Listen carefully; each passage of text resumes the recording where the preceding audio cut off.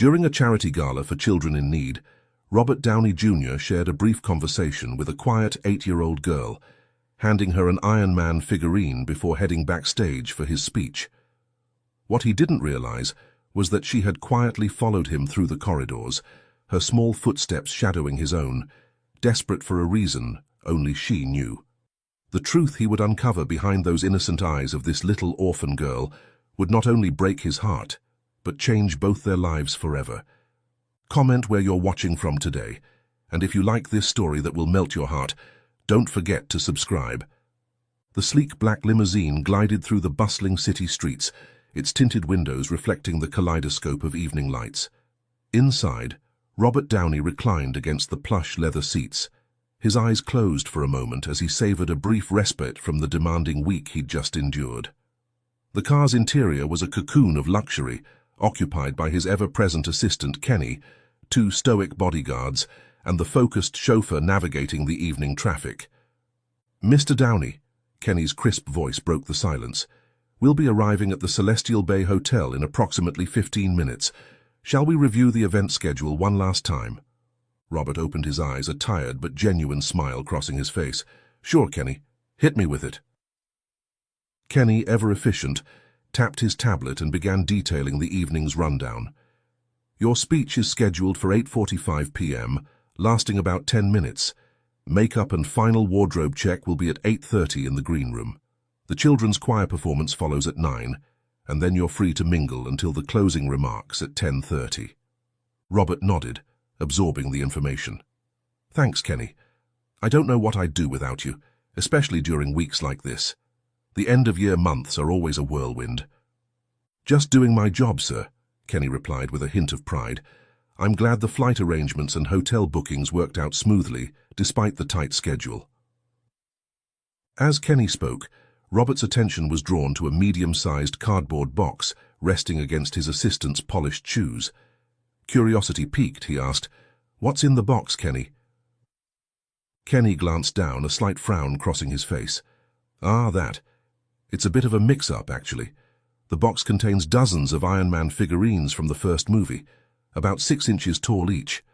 The vendor mistakenly produced these instead of the current Avengers version we'd ordered as souvenirs for the orphanage children's choir." "Oh?" Robert leaned forward, intrigued. "May I?" Kenny nodded, sliding the box towards him. Robert opened it, carefully lifting one of the figurines. The detail was impressive, capturing the essence of the original suit design. Without really thinking about it, he slipped one into his jacket pocket, the weight of it oddly comforting against his chest. "We're keeping these as backup," Kenny explained. "The correct versions have already been delivered to the event organizers." As they neared the hotel, Robert could see the grand entrance through the windshield. A length of plush red carpet stretched from the curb to the massive glass doors, bordered by metal barriers, holding back hundreds of excited fans. Camera flashes were already popping as their car was spotted. Robert took a deep breath, running a hand through his carefully styled hair and adjusting his tie. The chauffeur smoothly brought the car to a stop and, with practiced precision, opened Robert's door. A wave of sound washed over him, cheering fans, clicking cameras, and the general buzz of excitement. Stepping out with his signature confidence, Robert flashed an easy smile and waved to the crowd. He made his way along the carpet, stopping occasionally for photos while steadily progressing toward the hotel's entrance. Event staff waited just inside, ready to escort him to his next destination. As he walked, Robert couldn't help but feel the weight of the Iron Man figurine in his pocket, a small reminder of where his journey had begun and how far he'd come. The moment Robert stepped through the grand entrance of the Celestial Bay Hotel, he was enveloped by an atmosphere of opulence and anticipation. The expansive, marble-floored hallway stretched before him, its high ceilings adorned with crystal chandeliers that cast a warm, inviting glow over the gathered groups of children. Near the sweeping staircase, he spotted Senator Mitchell deep in conversation with tech mogul Sarah Chen, while eager young fans behind him already surrounded acclaimed filmmaker David Torres. A cluster of Broadway stars, including the legendary Marcus Thompson, huddled near an ornate pillar, reviewing their presentation notes. The air buzzed with the energy that only arose when multiple luminaries gathered in one space. The young faces ranged from around 8 to 15 years old, all dressed in their best clothes for the occasion. Their excited whispers echoed off the walls, creating a gentle buzz of anticipation that filled the space. Robert could feel their eyes on him, a mix of awe and excitement palpable in the air. Before he could take more than a few steps, a woman in a sleek black blazer approached him, her heels clicking confidently against the marble floor. "Mr. Downey," she greeted with a professional smile. "I'm Mia, the event organizer. It's a pleasure to have you here with us tonight." Robert shook her hand warmly. "The pleasure's all mine, Mia. This looks like quite the setup you've got here." Mia nodded, gesturing towards a group of younger children aged 8 to 10. "If you'll follow me, I'd like to introduce you to some very special guests." As they made their way through the gathering, Robert noticed how the children's faces lit up as he passed. He offered warm smiles and small waves, touched by their enthusiasm. When they reached the group of younger children, a woman with graying hair and kind eyes stepped forward. "Mr. Downey, I'm Diane Anderson, the senior staff leader from Bright Horizon Orphanage. We can't thank you enough for being here tonight." Robert shook her hand, genuinely moved by the warmth in her voice. "It's an honor to be here, Ms. Anderson. I've heard wonderful things about Bright Horizon." Diane's eyes sparkled with both hope and determination as she spoke. "This gala represents a crucial opportunity for us. The funds raised tonight will go towards much-needed improvements at the orphanage, and these children," she gestured to the group around her, "will be performing a special choir number later in the evening." As Robert listened to Diane, his gaze wandered over the sea of excited faces. Suddenly, his attention was caught by a child standing slightly apart from the others. Unlike her peers who fidgeted and chattered with enthusiasm, this little girl remained still, her eyes distant and thoughtful. There was a solemnity about her that seemed out of place in one so young. Despite Mia's gentle reminder about needing to prepare for his speech, and the growing crowd entering the decorated hall behind them, Robert felt compelled to approach the quiet child. Kneeling down to her level, he managed to catch her eye. In a gentle voice he asked, "Hi there, what's your name?" The girl's response was barely above a whisper. "Joanne." Her next question, however, struck a chord within him. "Are you Iron Man?" Without hesitation, Robert reached into his jacket pocket and retrieved the Iron Man figurine he'd taken from the box earlier. The surrounding orphanage workers watched in amazed silence as he presented it to her. "I play him in the movies," Robert said with a warm smile. "But you know what? I think you might be the real superhero here tonight." Before Joanne could respond, Kenny appeared at Robert's shoulder, urgently reminding him of their schedule. With obvious reluctance, Robert rose and followed Mia toward the preparation area. As he walked away, Robert couldn't shake the feeling that there was something special about that little girl. Little did he know how significant that brief encounter would become.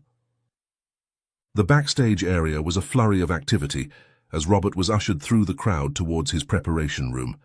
Makeup artists and wardrobe assistants buzzed around him, making last-minute adjustments to ensure he looked perfect for his upcoming speech.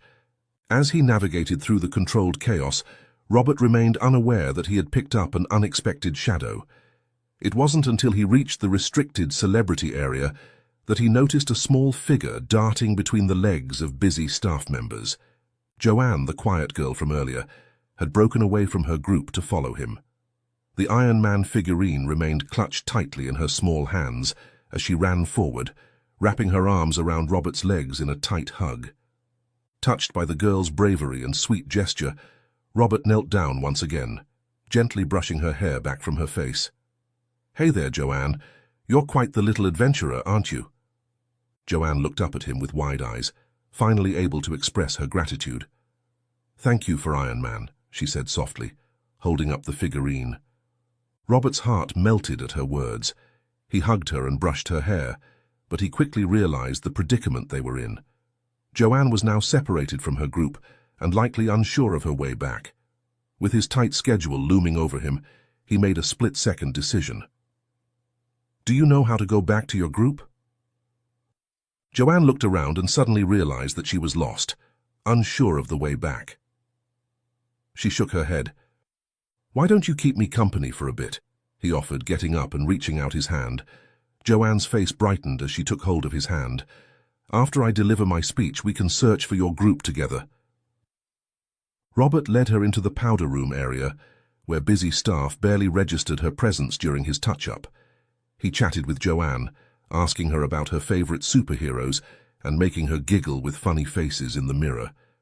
When a backstage coordinator appeared to summon him for his speech, Robert knew he couldn't take Joanne on stage with him. He turned to Kenny, who had been hovering nearby. "Kenny, I need a favor," Robert said, his tone serious. "Can you watch over Joanne until I'm done with my speech? It'll only be for a short while." Kenny looked surprised but nodded his agreement. Robert knelt down to Joanne's level once more. "Joanne, I need you to stay here with Kenny while I go give my speech, okay? He's a good person, so don't leave his side until I come back. Can you do that for me?" Joanne nodded solemnly, her grip on the Iron Man figurine tightening slightly.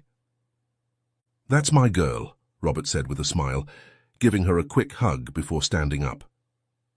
As his name was announced, Robert ascended to the stage, the spotlight harsh against his eyes.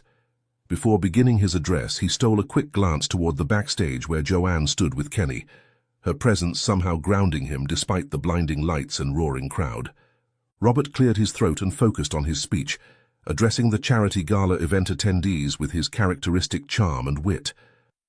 All the while, a part of his mind remained aware of the little girl waiting in the wings and the unexpected connection they had formed.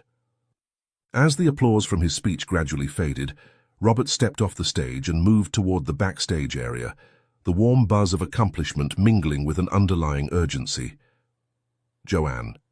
He needed to check on her to make sure she was okay, but the moment he saw Kenny, standing alone with an uncharacteristically stricken expression, Robert's chest tightened. "Kenny," Robert called, his voice sharp, the word cutting through the quiet hum of backstage activity. "Where's Joanne?" Kenny flinched, his usual composure cracking. "I'm so sorry, Mr. Downey," he stammered, his words tripping over each other. "We heard ambulance sirens outside and she just ran. It happened so fast. I couldn't stop her." Robert froze, the weight of Kenny's words crashing over him like a wave. "She ran." His voice, though low, carried a dangerous edge. "Why didn't you go after her? She could be lost or worse." Kenny hesitated, guilt coloring his tone. "I didn't want to leave my post with all the schedule concerns and I didn't think." Robert took a deep breath, forcing himself to remain calm. "It's not your fault, Kenny. This isn't the time for blame. We need to find her now." The words lit a fire under Kenny, who nodded quickly. But Robert was already moving, his long strides eating up the distance as he weaved through the backstage corridors. He stopped staff and volunteers at every turn. "Have you seen a little girl? Blue dress, about this tall?" He held his hand at waist height, the memory of Joanne's bright, hopeful smile a sharp contrast to his current dread. She'd be carrying an Iron Man figurine. Each shake of the head was like a stone sinking deeper into his gut. The hotel was sprawling, a labyrinth of rooms, halls, and exits. Joanne could be anywhere. And if she'd gone outside? "Kenny," Robert barked, looking back as the younger man scrambled to keep up. "Find 2 of the bodyguards. We'll need extra eyes if we're searching the crowd." Kenny took off, leaving Robert to press on alone, his footsteps echoing in the long, dim corridors. The doors to the main hall were firmly shut, ruling out any easy way for Joanne to rejoin her group. It didn't make sense. Why would she run? Near an exit, something on the floor stopped him cold. A small, familiar shape glinted under the artificial lights. Bending down, Robert picked up the Iron Man figurine, its metallic paint chipped from being dropped. His grip tightened around it, the toy now a confirmation of his worst fears. She had left the building. Moments later, Kenny reappeared with 2 towering bodyguards at his side. "They're ready, sir. Where do you want to start?" Robert straightened, the figurine still in his hand, his mind racing with possibilities. The city outside was vast and chaotic. The sound of sirens, the unfamiliar streets, anything could have drawn her, frightened her, or worse. "Outside," Robert said firmly, his voice low but resolute. "We searched the perimeter first. She can't have gone far." He paused, his throat tightening as the unspoken hung between them. "We have to find her before someone else does." The brisk night air wrapped around Robert as he stepped out of the hotel, its chill doing little to calm the fire of worry burning inside him. The city pulsed with activity, honking horns, fragments of conversations, and the eerie wail of distant sirens blending into a restless symphony. He paused just long enough to take in his surroundings, his eyes darting from one corner of the bustling street to the next. "Spread out," he ordered the bodyguards, his voice steady but tense. "Stay within sight of each other. Kenny, get back inside and inform the orphanage staff. They need to know what's going on." Kenny nodded and disappeared into the hotel as Robert set off, his steps brisk and purposeful. He scanned behind parked cars, peeked into dim alleyways and questioned anyone who lingered nearby. Each passing moment felt like a lifetime, the knot in his chest tightening with every unanswered call of Joanne's name. As he rounded the corner to the hotel's grand roundabout, something caught his eye. A flicker of blue amidst the spray of the ornate fountain at its center. He stopped abruptly, his breath catching. There, perched on the fountain's edge, was a small figure. "Joanne!" he shouted over his shoulder to the bodyguards before breaking into a sprint. His eyes stayed locked on her, his relief tempered by the realization that she wasn't moving. Her small frame remained still, her head tilted slightly, her attention fixed across the street. As he closed the distance, Robert slowed, careful not to alarm her. The cascading water of the fountain created a misty veil, softening the sharp edges of the surrounding cityscape. Finally, he reached her. "Joanne," he called gently. The little girl turned at the sound of his voice, her wide eyes meeting his. Relief washed over him, but the expression on her face gave him pause, a complex mix of worry, fear, and curiosity. It wasn't just the situation that had her rattled. Something deeper had taken hold of her thoughts. Following her gaze across the street, Robert saw it. An ambulance parked at the curb, its lights flashing in eerie silence. Nearby, paramedics were gathered around a young boy no older than Joanne. The boy's clothes were soaked, his thin frame shivering as he lay on a stretcher. He whimpered in pain, his cries barely audible over the ambient noise, as the medics worked swiftly to wrap him in a thermal blanket. Robert knelt beside Joanne, placing a steadying hand on her shoulder. "Hey," he said softly, "are you okay?" Joanne's wide eyes flickered between Robert and the departing ambulance, her lips trembling as she tried to form words. I thought," she began, her voice barely above a whisper before it faded into silence. Robert crouched down to her level, his gaze following hers back to the flashing lights. "Were you looking for something, Joanne?" he asked gently. She nodded, her small hands twisting anxiously in her lap. "I was searching for my parents," she admitted in a quiet, trembling voice. "An ambulance like that one. It took them away. And I never saw them again." The raw honesty in her words hit Robert like a punch to the chest. He struggled to steady his breath, his throat tightening at the weight of her loss. "Oh, Joanne," he murmured, his voice thick with emotion. Joanne's gaze remained fixed on the ambulance. "Are they in there?" she asked, her voice tinged with fragile hope. "Could they be?" Robert's heart ached at the question. He took a slow, measured breath, knowing he needed to tread carefully. "Joanne," he began softly, "this ambulance is here to help the boy who fell into the fountain. The paramedics are making sure he gets the care he needs to feel better." Her shoulders sagged slightly, the glimmer of hope dimming in her eyes. "My parents never came back," she said, her voice small and filled with quiet resignation. "I never saw them well again." Robert's chest tightened further. He wanted to ask more, to understand the full story of her loss, but instinctively, he knew this wasn't the moment to press her. Instead, he placed a steady arm around her shoulders, pulling her closer. "I'm so sorry, Joanne," he said, his voice a low murmur. "That must have been so hard for you."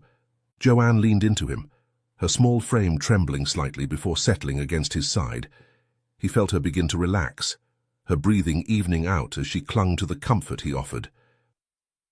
They sat in silence for a moment, the air around them thick with unspoken emotions.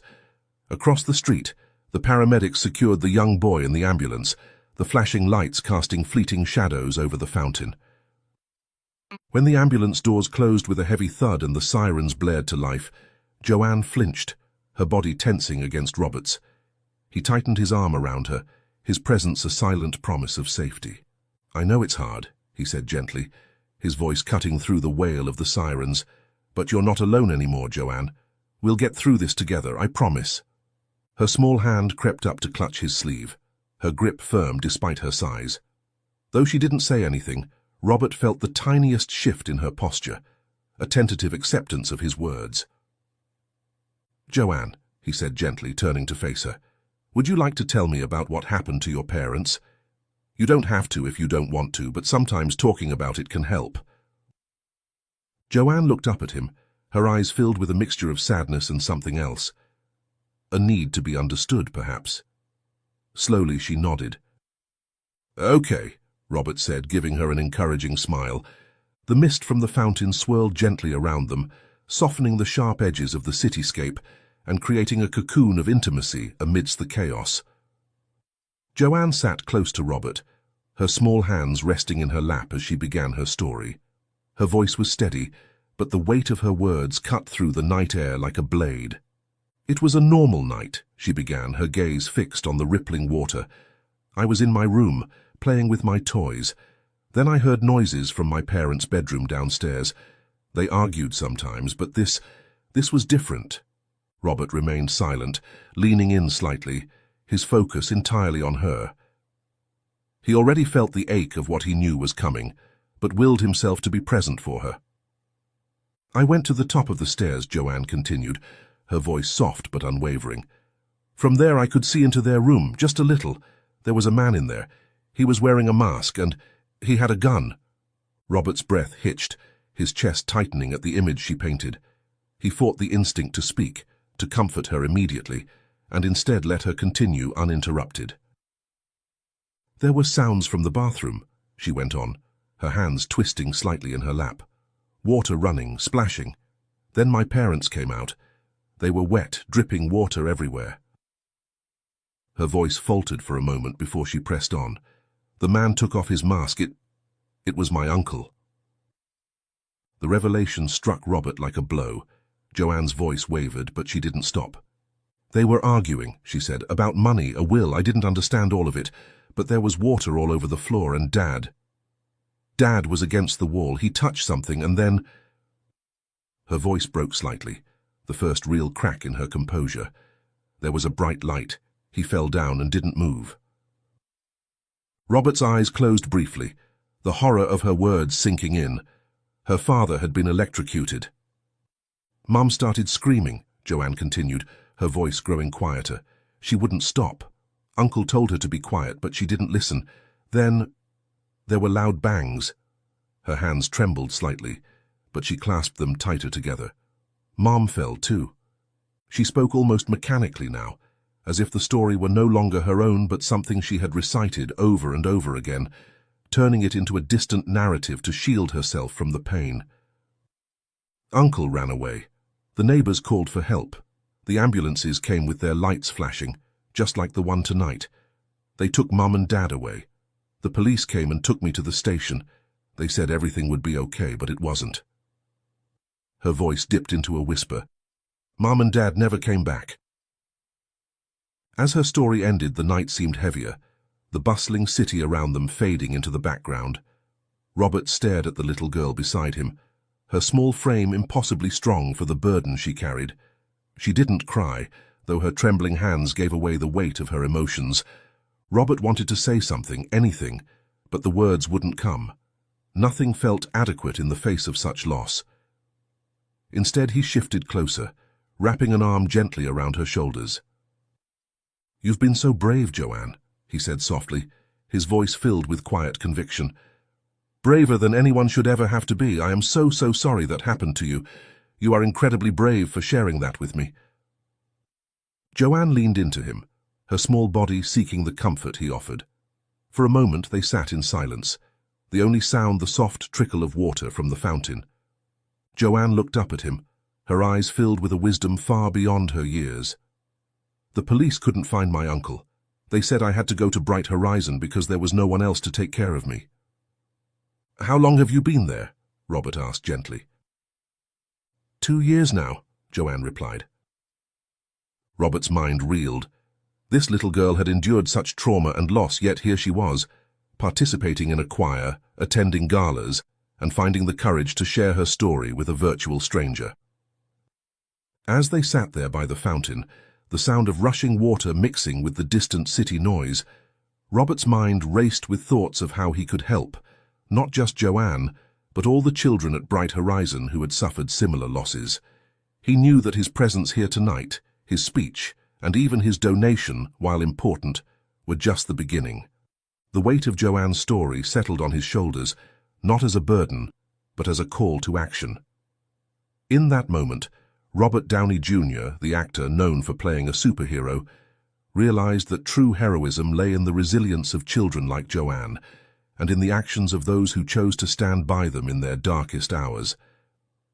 As Robert held Joanne, offering what comfort he could, the sound of hurried footsteps approached them. Kenny appeared, slightly out of breath, his usually impeccable appearance somewhat disheveled. "Mr. Downey," Kenny said, his voice a mix of relief and urgency, "I've been looking everywhere for you. The children's choir performance is about to begin, and the orphanage staff have been searching for Joanne." Robert nodded, gently pulling away from Joanne to look her in the eyes. "Joanne, your choir performance is coming up soon. Do you feel ready to go back and perform?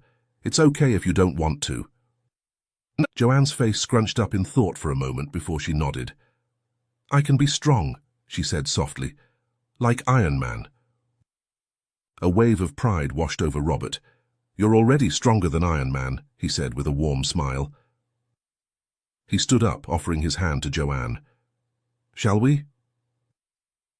As they made their way back to the main hall, Robert couldn't help but notice how small Joanne's hand felt in his. He was acutely aware of the responsibility he now felt towards her and the other children at Bright Horizon.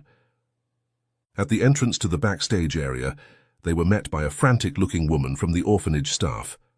"Joanne, there you are. We've been so worried," she exclaimed, reaching for the girl.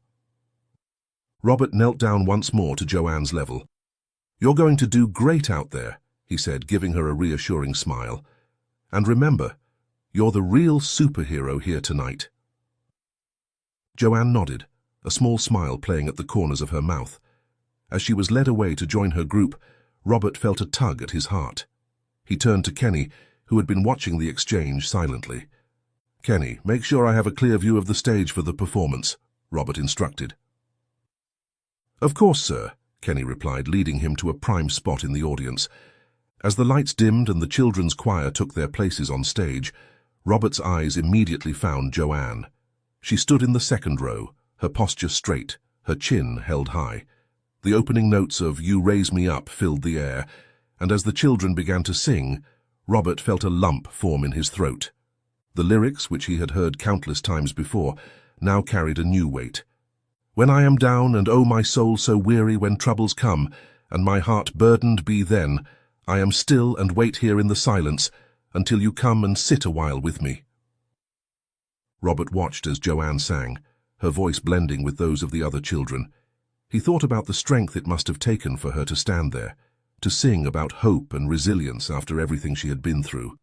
As the song reached its crescendo, Robert found himself blinking back tears. The children's voices soared, filling the room with a palpable sense of hope and determination. "You raise me up so I can stand on mountains. You raise me up to walk on stormy seas. I am strong when I am on your shoulders. You raise me up to more than I can be." When the performance ended, the audience erupted into applause. Robert stood, clapping enthusiastically, his eyes never leaving Joanne. As the children filed off stage, he saw her searching the crowd. When their eyes met, he gave her a thumbs up and a wide smile. In that moment, Robert knew that his involvement with Bright Horizon and these children couldn't end with this gala. He had been given a glimpse into their world, into their struggles, and their incredible resilience. As he watched Joanne disappear backstage, he made a silent promise to himself and to her. He would find a way to make a lasting difference in their lives. As the applause for the children's choir faded, the stage was quickly reset for the next part of the evening, the presentation about Bright Horizon Orphanage. Robert settled back into his seat, his mind still processing Joanne's story and the powerful performance he had just witnessed. The lights dimmed once more, and Diane Anderson, the senior staff leader Robert had met earlier, took the stage. Her warm smile belied the seriousness of the topic she was about to address. "Ladies and gentlemen," Diane began, her voice clear and strong, "thank you for being here tonight. What you're about to see and hear may be difficult, but it's the reality faced by the children at Bright Horizon every day." A series of slides began to play on the large screen behind her. The first showed a graph of increasing numbers of orphaned children over the past decade. Robert leaned forward, his attention fully captured. "In the past 10 years, we've seen a 30% increase in the number of children coming into our care," Diane explained. "These children have lost their parents to various circumstances: accidents, illness, crime, and sadly, sometimes abandonment." The next slide showed pictures of Bright Horizon's facilities. Robert's heart sank as he saw the deteriorating conditions: cracked walls, outdated equipment, overcrowded rooms. "Our building was originally designed to house 50 children, Diane continued. "We currently have 78 in our care, with more arriving each month. Our resources are stretched to the breaking point." As Diane spoke about the challenges they faced, insufficient funding, limited staff, growing needs, Robert couldn't help but think of Joanne and the other children he had met. He tried to imagine what their daily lives must be like in such an environment. The presentation moved on to discuss their vision for the future. Diane's voice took on a note of hope as she described their plans for expansion and improvement, if they could secure the necessary funding. "With your help," she said, her eyes scanning the audience, "we can provide these children with not just a roof over their heads, but a true home, a place where they can heal, grow, and prepare for bright futures." As the lights came up, and Diane concluded her presentation to polite applause, Robert remained in his seat, deep in thought. The statistics and images he had seen were sobering, but they also ignited a fire within him. He knew he had the means to make a significant difference, and after meeting Joanne, he felt a personal connection to this cause. Kenny leaned in, speaking softly. "Sir, the orphanage staff are gathering the children to return to Bright Horizon. Did you want to say goodbye to Joanne?" Robert nodded, standing quickly. "Yes, and more than that, Kenny. I want to speak with Diane, and I think we'll be making a detour before heading home tonight." As they made their way through the dispersing crowd, Robert caught sight of the children being organized into groups near the exit. What caught his eye was the distribution of small packages to each child. Robert leaned forward, realizing what was happening. The staff were handing out the newer version of the Iron Man figurines, the ones that had been correctly delivered for this event. He watched as each child's face lit up upon receiving their gift. His eyes searched the group until he found Joanne. She stood quietly, accepting her new Iron Man figurine with a small smile. Robert couldn't help but feel a surge of emotion as he realized she now had both versions, the older one he had given her earlier, and this new one. When she spotted Robert, her face lit up. He approached her, kneeling down once more to her level. "You were amazing up there, Joanne," he said warmly. "A true superhero." Joanne's smile widened. "Thank you for coming, Mr. Downey," she said softly. Robert glanced up at the staff member waiting to escort the children to their bus. "Joanne, I have to talk to some people now, but I promise this isn't goodbye, okay?" Joanne nodded, her eyes shining with a mix of hope and uncertainty. As she was led away, Robert stood, his jaw tightening with resolve. He turned to Kenny, his voice steady but firm. "Find Diane for me, and tell the driver we'll be following that bus to Bright Horizon tonight. I need to see it for myself." Kenny gave a quick nod before disappearing into the crowd, leaving Robert to watch as the children lined up to board the bus. Each face, young and full of unspoken stories, pulled at him. Joanne wasn't the only one with scars that needed healing. There were countless others. Moments later, Diane approached, her expression a mixture of concern and curiosity. "Robert, Kenny said you wanted to see me. What's going on?" Robert straightened, his gaze meeting hers with quiet intensity. "Diane, I need to go to the orphanage tonight." Her eyebrows lifted slightly in surprise. "To Bright Horizon, are you sure?" "Absolutely," he said, his voice leaving no room for doubt. "I've met Joanne, but I need to understand more. I want to see where she's been living, meet the people looking after these kids. It's not enough to hear about it from a distance, I need to see it firsthand." Diane studied him for a moment, her lips pressing into a thoughtful line. "It's a long drive, Robert. The kids will be exhausted by the time they get there, and it's not exactly a place set up for visitors at night." "I understand that," he replied, his tone softening. "I won't interfere with their routine. I'll stay out of the way if I have to. But I need to do this. Not just for Joanne, but for all of them." Diane's expression shifted, a hint of a smile playing on her lips. "You really mean that, don't you?" "I do," Robert said simply. She nodded, her decision made. "All right, we'll follow the bus." Robert agreed, the tension in his shoulders easing slightly. "Thank you, Diane." As she turned to organize the logistics, Robert watched the children file out of the hotel and onto the bus. Each step they took seemed to solidify his resolve. This was no longer about what he could do. It was about what he must do. The weight of the decision settled on his shoulders, not as a burden, but as a purpose. Robert Downey Jr., the man who had played a superhero on screen, was about to take on a real-life mission, one that would shape not only his life but countless others for years to come. The journey to Bright Horizon Orphanage was a quiet one. Robert sat in his limousine, lost in thought as they followed the bus carrying the children through the city streets. Kenny and the bodyguards maintained a respectful silence, sensing the gravity of the moment. As they pulled up to the orphanage, Robert was struck by how different it looked from the polished images he'd seen in charity brochures. The building was old, its paint peeling in places, with a general air of wear that spoke of limited resources stretched too thin. Diane, who had been expecting their arrival, met them at the entrance. Her professional demeanor couldn't quite mask her surprise at Robert's decision to visit the orphanage so late at night. "Mr. Downey, welcome to Bright Horizon. We're honored to have you here." Robert smiled warmly. "Thank you for accommodating us, Diane." Diane nodded, understanding in her eyes. "Of course, please follow me." As they entered the building, Robert was immediately struck by the contrast to the luxurious hotel they had just left.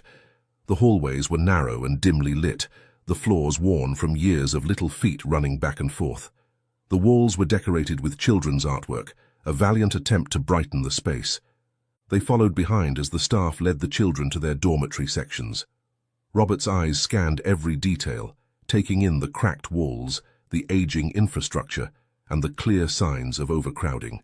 As they passed one of the dorm rooms, a small voice called out, "Mr. Downey!"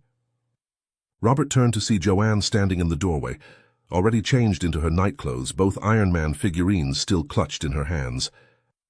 "Hey there, superhero," Robert said, kneeling down to her level. "All ready for bed?"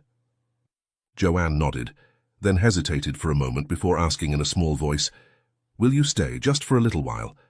Iron Man makes me feel safe, but—" Her voice trailed off, but Robert understood. His heart ached at the thought of this little girl who had been through so much, seeking comfort in toys and a virtual stranger.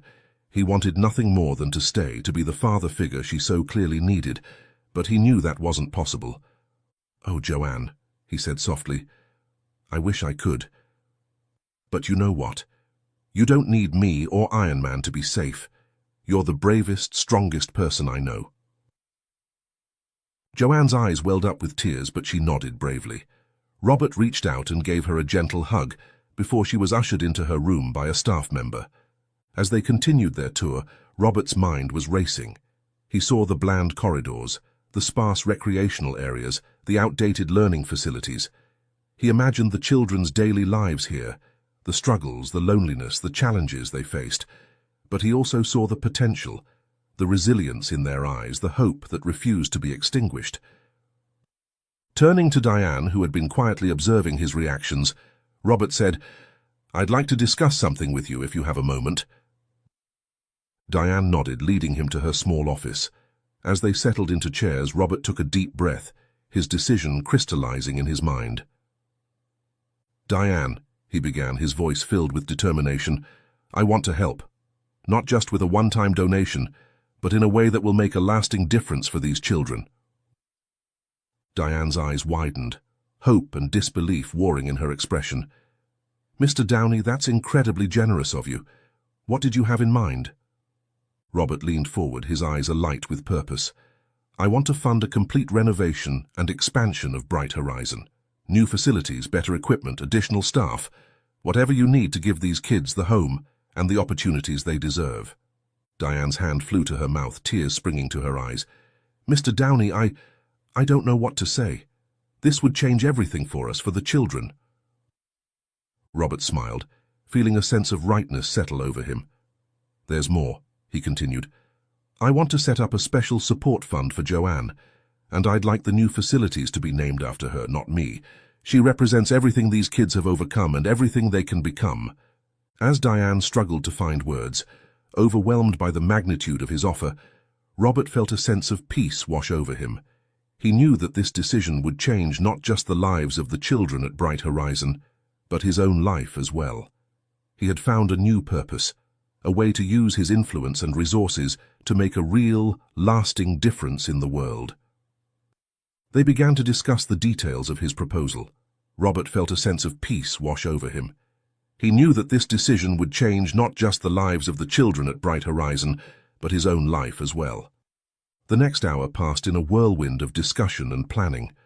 Robert, Diane, and Kenny huddled around the small desk in Diane's office, their excitement palpable as they outlined the future of Bright Horizon Orphanage. "So let's recap," Robert said, his eyes bright with enthusiasm. "We're looking at a complete renovation of the existing building, plus an expansion to accommodate more children comfortably. New dormitories, classrooms, a proper library." Diane nodded, her pen flying across the notepad as she jotted down details. "Yes, and you mentioned a swimming pool. That would be incredible for the children's physical development and recreation." "Absolutely," Robert agreed. "Indoor and outdoor play areas too. And let's not forget the improved learning center. I want these kids to have access to the best educational resources possible." Kenny, who had been quietly taking notes on his tablet, spoke up. "Sir, what about specialized classes? Perhaps we could set up programs for different age groups, art, music, sports, even basic vocational training for the older children." Robert snapped his fingers, pointing at Kenny. "Excellent idea. Diane, what do you think?" Diane's eyes were shining with unshed tears of joy. "It's more than I ever dared to dream of. The impact this will have on our children's lives, it's immeasurable." Robert leaned back in his chair, a satisfied smile on his face. "There's one more thing I want to add to the list. I think it's crucial we provide mental health services for the children. Many of them, like Joanne, have been through traumatic experiences. They need professional support to heal and grow." Diane nodded solemnly. "You're absolutely right. We've always wanted to offer more comprehensive psychological support, but the funding just wasn't there." "Well, it is now," Robert said firmly. He turned to Kenny. "Make sure we allocate a significant portion of the donation for ongoing mental health services. I want a full-time child psychologist on staff and resources for additional therapists as needed." As Kenny added this to the growing list, Robert stood up and walked to the window. The night was deep now, the orphanage quiet. He thought of Joanne and the other children sleeping upstairs, unaware of how their lives were about to change. Turning back to Diane, he said, "I have one more request. I want Joanne placed on a special support list funded by me personally. Whatever she needs, education, healthcare, anything, I want to make sure she's taken care of." Diane's voice was thick with emotion as she replied, "Of course, Mr. Downey, your generosity it's beyond words." Robert shook his head. "No, what's beyond words is the strength and resilience of these kids. Which reminds me, I'm serious about naming the new facilities after Joanne. Not the whole orphanage, but perhaps the new wing could be the Joanne Center for Learning and Growth, or something along those lines." As they finalized the details, Robert felt a sense of purpose unlike anything he'd experienced before. This wasn't about playing a hero on screen. This was about making a real, tangible difference in the lives of children who desperately needed it. Finally, as the clock struck midnight, Robert signed the last of the paperwork. He added a personal check above and beyond the renovation costs to provide immediate support for the orphanage's most pressing needs. As they stood to leave, Diane enveloped Robert in a heartfelt hug. "Thank you," she whispered, her voice choked with emotion. "You have no idea what this means for us, for the children." Robert returned the hug, feeling a lump in his own throat. "Thank you for allowing me to be a part of this. It means more to me than you know." As they made their way out of the building, Robert paused in the entrance hall. Through an upstairs window, he spotted a small figure in a nightgown, Joanne staying up late, watching his departure.